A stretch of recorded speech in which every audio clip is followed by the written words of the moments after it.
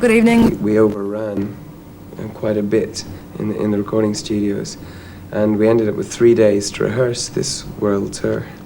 And so I think that the concerts, had they been in larger arenas, it wouldn't have felt as comfortable with an unrehearsed set.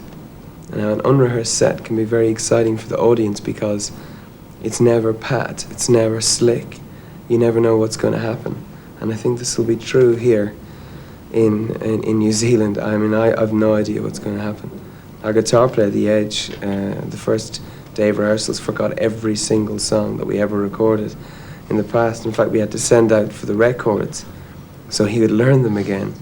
So we spent the other 2 days rehearsing, trying to remember the old songs and learn some of the new ones.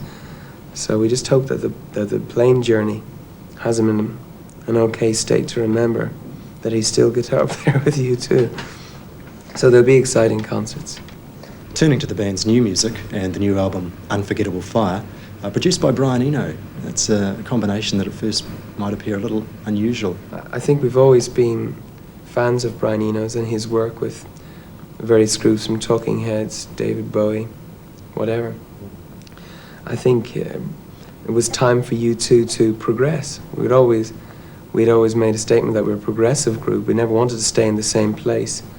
And we'd made 3 records with Steve Lillywhite, Boy, October and War. And we'd finished a cycle of sorts. Under Blood Red Sky was the full stop at the end of the sentence, and now it was time to begin a new paragraph. So that's what Brian Eno enabled us to do. Mm-hmm. What about the album? Is it starting a new paragraph with a new direction? Well, I think there's 2 sides, and it's a 2-sided record, said the Irishman. No, there are 2 sides to the record. The first side is what you would call a U2 record. It's very powerful, very aggressive. The second side is far more ambient, to quote Brian Eno, far more atmospheric. And that's a side of the group that we underdeveloped over the last few years, but it's been with us since the beginning. And Eno was very interested in this side. The ability to improvise, the ability to create and write music on the spot without rehearsals. And side 2 has a lot of songs which were written, composed and completed in one take. One song, Elvis Presley in America, 6 minutes long. It's just a stream of consciousness piece that just came out while we were working. And at the end of this piece of music, we said, well, this is something which will be a pleasure to finish. Brian Eno said, no, it is finished, and ended up on the record. And that's the nature, that's the way we've approached this LP. Okay, so that's the music. What about the lyrical concerns? Like on War, you widened your scope out quite markedly from the first 2 albums to take in a more world dimension in there. Have you consolidated that, or are you seeking new horizons? It'll probably take me 6 months to fully come to terms with what has gone down. I can tell you that there are various images, that were running images through the record. Images of the exhibition of paintings in Hiroshima called The Unforgettable Fire, from which we derived the title of the LP. This is an exhibition of paintings done by people from 5 years old to 75. They did it after the bomb was dropped in Hiroshima and Nagasaki. People took to the canvas with brushes and to try and exercise from themselves the fear that they had experienced and the fright.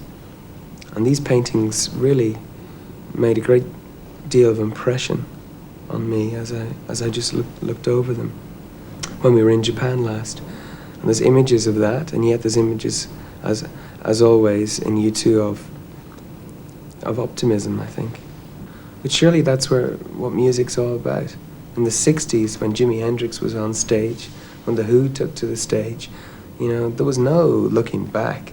They weren't pragmatists, they were wild dreamers, people who believed they could change the world through the music. Now, I'm not sure if we can change the world, but we're changing ourselves anyway, just by traveling through the world, and I'm sure in the audience people are being changed.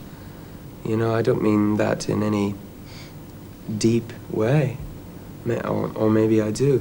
I just mean that if you meet somebody and spend some time with them, you're changed by them. if you spend some time with a person's music, you'll be changed by that music, as you are changed after a concert. I mean, I'll be changed by New Zealand. When I leave New Zealand, I'm not the same person I was before I came.